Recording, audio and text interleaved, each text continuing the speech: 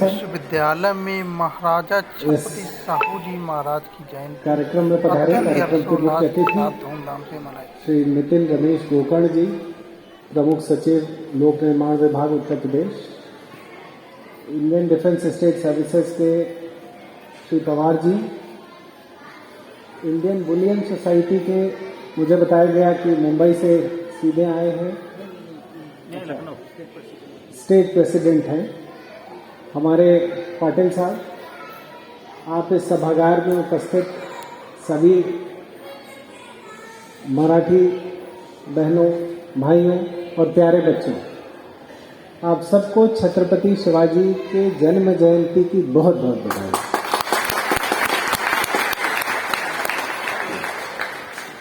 जन्म जयंती का समारोह कैसा होना चाहिए वो बच्चों को देखकर एकदम फील हो रहा है। कितने आह्लादित, कितने उत्साहित, कितने आनंदित हैं।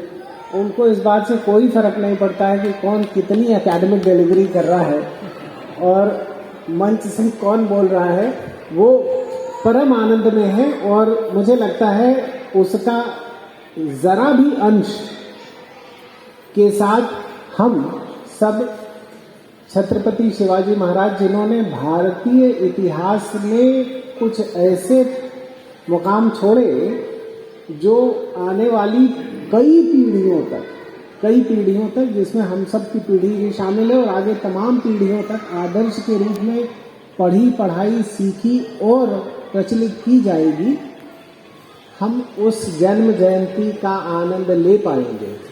इसके लिए कोई पाटिल साहब बीते कई वर्षों में यहाँ बड़ा रंगारंग कार्यक्रम कराते थे। इस बार कोरोना की दुश्वारी भी है और ऑनगोइंग इलेक्शन प्रोसेस का अपनी जटिलता है, लेकिन उस सब के बीच जो सबसे बड़ा सारगर्भित संदेश है वो इन बच्चों का ये आनंद है, जो हमको ये बता रहा है कि हम भी उसका अंश, जरा भी अंश अपने अंदर ले सके तो अपनी आत्मा को उस दिव्य आत्मा के कृत्यों के साथ जोड़ पाएंगे और उस आदर्श को अपने अंदर अनुभूत कर पाएंगे। और जब अनुभूत करेंगे तो उसका एक अंश चरितार्थ भी कर पाएंगे। इस जैसी पावन दिवस का यही सबसे बड़ा संदेश है। इस जन्म जयंती का एक और बड़ा लाभ है कि बहुत सारे लोग, एक हम अंग्रेजी में जिसको बोलते हैं कॉमन डिनोमिनेटर के साथ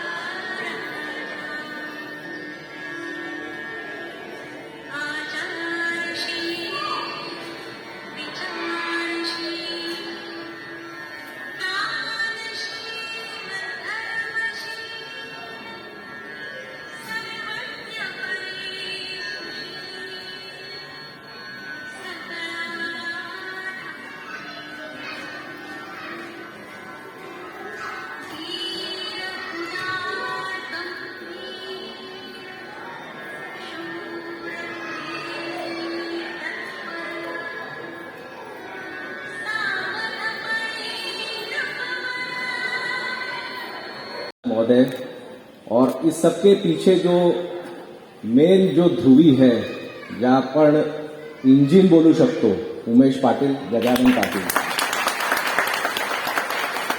त्यांच्या बिना असले कार्यक्रम संभव नाहीत। मी त्यांचं वेळोवेळी बघत राहतो व्हॉट्सअपवरती काय काय कार्यक्रम चाललेत आणि सगळ्यांना बांधून ठेवणं आजच्या युगात कोरोना आहे, वेगवेगळे प्रसंग आहेत, त्याच्यामध्येही सगळ्यांना इतक्या भारी संख्येने आपल्या सगळ्यांना इथं एक समाजाला एकत्र करणं मोठा काम आहे. त्यांना खूप खूप अभिनंदन. छत्रपति शिवाजी महाराज, उनके बारे में कौन नहीं जानता है. संभवतः भारतवर्ष के महान सपूतों में पिछले 500-600 वर्षों के जो इतिहास के कालखंड में सबसे जिनका आज तक हमारे भारतवर्ष में प्रभाव रहा है, उनमें से यदि किसी का नाम आता है तो छत्रपति शिवाजी का आता है. उनको कोई चीज विरासत में नहीं मिली. उस समय का जो माहौल में बड़े कष्ट सह करके उन्होंने अपने ध्येय से, अपने लक्ष्य से समाज को इकट्ठा करके जो स्वराज की उन्होंने कल्पना की, उसको आज भी लोग याद रखते हैं. अपने दिलों में, दिमाग में जिसकी पूजा होती है, 400 साल बाद भी वो महान शख्स है, महान व्यक्तित्व है. उनके बारे में बोलना बहुत ही कम समय में बहुत मुश्किल है, पर 2-4 चीजें उनके बारे में जो आप सबको जानकारी भी है, उसको फिर भी मैं दोहराना चाहूंगा. ये कि जितने भी समाज के लोग थे उस समय के, सबको साथ लेके उन्होंने काम किया. कोई ऐसा समाज नहीं था. उनके लेखनी के बारे में कई सारे बखर हैं. बचपन में मराठीमध्ये एक पुस्तक आहे, तुम्ही सगळ्यांनी वाचलं असेल, श्रीमान योगी नाव आहे, रणजित देसाईचं. ज्यांनी वाचलं नसेल त्यांना मी विनंती करतो की बाजारातनं घेऊन एकदा जरूर वाचा. 600-700 पानांचं पुस्तक आहे.